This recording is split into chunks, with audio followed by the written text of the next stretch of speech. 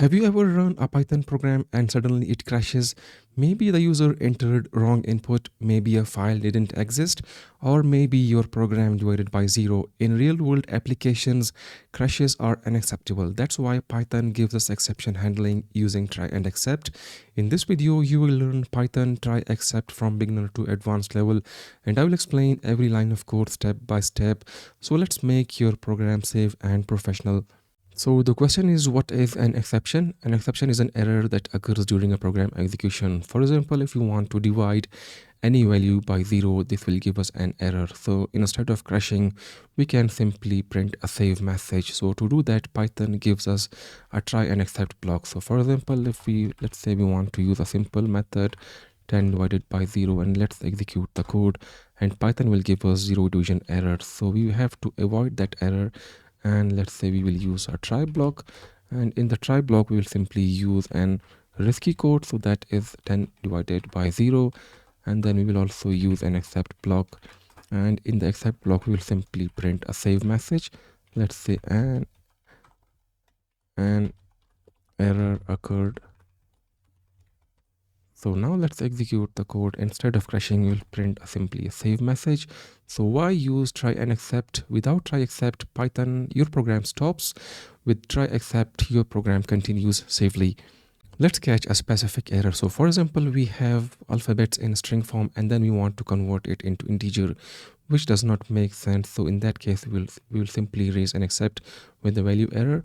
So now let's say, for example, we want to try number is equals to integer, and in the string we'll simply provide ABC, and let's say except, and we'll simply raise value error, and let's say print invalid number. We cannot convert alphabets into integer.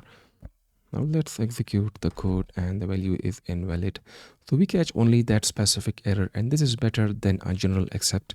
Now let's try multiple except blocks. So for example, we want to let the user enter a valid number, and the second one will be like a zero division error. So for example, let's say we will use a try block, and in the try block we will simply ask a user. So let's say integer and input enter number, and b is, let's say b is equals to integer input, and simply say enter divisor,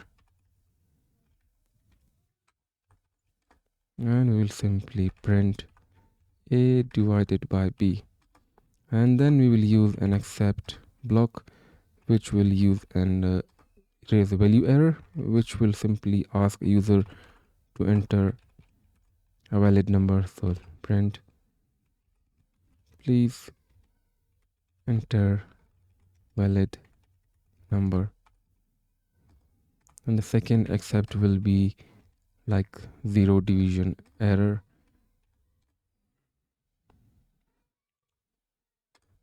Now let's say print cannot divide by 0. Let's execute the code, and we will be asked to enter a number. So let's say if I enter 50 number, and then I will simply enter 0, and the result is cannot divide by 0. So first except handles wrong input, and second except handles division by 0. Python checks except blocks in order.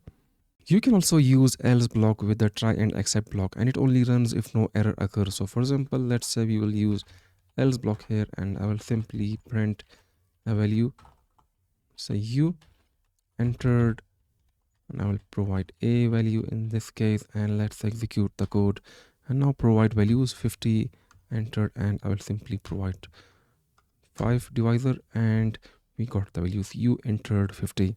Now comes the finally block. So finally block runs no matter what. So for example, let's say we have finally, we'll simply print this always runs. Let's run program. Let's provide 50 and a divisor 5, and this always runs. So the full structure is try contains a risky code and except handles error, and else runs only if no error occurs, and finally always runs. Getting an actual error message is also possible with the help of a variable. So for example, if we get an actual error or we want to show an actual message on the screen, we can do that. Let's say try. We will simply put a risky code here. So the risky code is 10 divided by 0. We will definitely create an error. And now we will simply type except, and we will simply say exception and as e. So the exception will be now stored in a variable e. Now let's print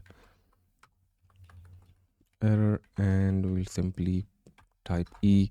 So the actual error message will be displayed on the screen. Now let's execute the code, and the error is error division by 0. Now let's handle multiple errors together. So for example, we will simply use try, and in the try block we will say x is equals to integer, and we want to convert n characters into integer, which will definitely raise an error. And in the except block we will simply say, so if it is value error, or if it is type error, you have to simply raise an error, and let's say invalid operations. Now let's execute the code, and the error is invalid operations. We can raise our own exceptions as well. So for example, let's say I want to put the age -5. So for example, if user puts age in the minus or negative, then it is possible to raise a custom error. So if age is less than 0, then we will simply use a raise condition, which is a keyword in Python built in, and it creates custom error. So raise value type error, and in the brackets we'll simply type age. Age cannot be negative. Now if we execute the code, the value error is displayed. Age cannot be negative. Using try except with the function is also a good idea. So for example, let's say we want to define a function with the name divide, and we'll provide parameters a comma b, and now let's say use a try block. We will simply use try and try to return a divided by b, and also use an except block. So except in the except block we will simply use 0 division error, and we will return if the 0 occurs. Return cannot divide by 0. Now let's call a function sprint divide, and we'll provide values in the parameter 10 divided by 0. Now let's execute the code, and we'll get an exception cannot divide by 0. Now I know that you have a question in your mind, and that is, can we use try except in loops? And the answer is definitely. So let's use a while loop. We'll keep the loop true until the correct answer is not entered. So let's say try, and we'll ask user number is equals to integer input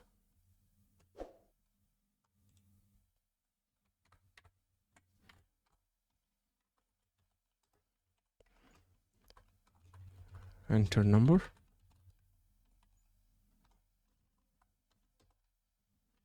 and let's say break. Now we will use except block value error, and let's print try again.